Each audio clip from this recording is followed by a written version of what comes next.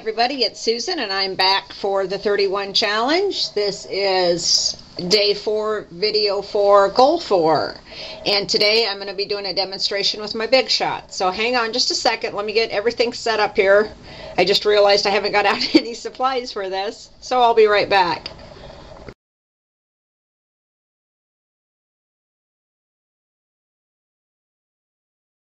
One of the gals from Your Paper Pantry had asked me how I make my on the edge dies work so well. So I'm going to show you guys how I do that today, and I'm going to be using this one here, which is the brackets. And I've got my cardboard cut and ready to go. So here's my die, and I'm going to simply set my die here.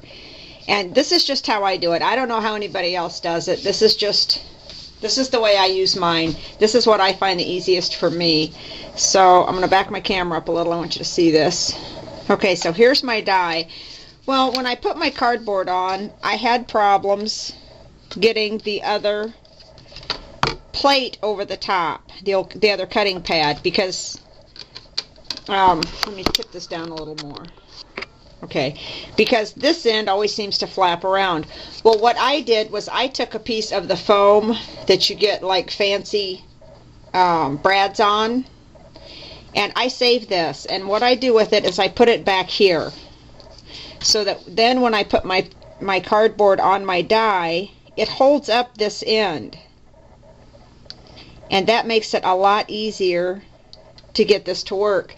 Now, if you don't happen to have one of those, if you've got a stack of post-it notes or a ribbon spool that's about the right height or anything like that will work, you guys. That's just what I happen to have, so that's what I use. So then I put my paper on, or my chipboard, or whatever I'm cutting. I add my second plate. And see, it also helps because then when I grab this, it doesn't squeeze these plates together. If that's not there, the other problem I had was I would get this all ready to go, and then I would grab this and see how that tips, and it was just a pain. I just didn't care for it. I was having a hard time using them. So there's my little pad on there, and it's just a little foam pad, like I said, and I line this up and get it straight. And this piece isn't quite as wide as my die, but it doesn't matter. And then I lay this on here, and then when I grab down here, see, it doesn't mess up how my die is lined up. And then of course you just run it through. You guys all know that part. And what you get then is a nice clean cut like so. See, so that's how I do mine. Something else I wanted to show you guys as long as I'm here is the Biggs dies, like this one for the Baroque.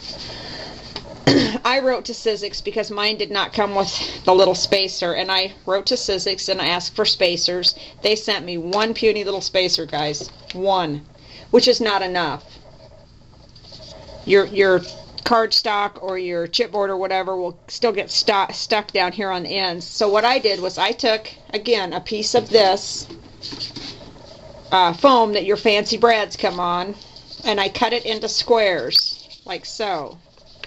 But I took it a step farther because at the craft store you can buy the round magnets. Because the ones you get from Sizzix have the magnets. They kind of stick. Well, these weren't quite tall enough to do the job, and they would slide around. So I added a round magnet to the bottom, and there you go. Now when you cut, it holds everything up. Your cut lifts right back out of your die the way it's supposed to, and it's really easy to do. These are cheap to make, obviously. It's a few magnets and some leftover foam, and that's it. So that's my share today for the 31-day challenge. I've got it in, I've got it done, and everybody have a great day, and thanks for watching. Bye-bye.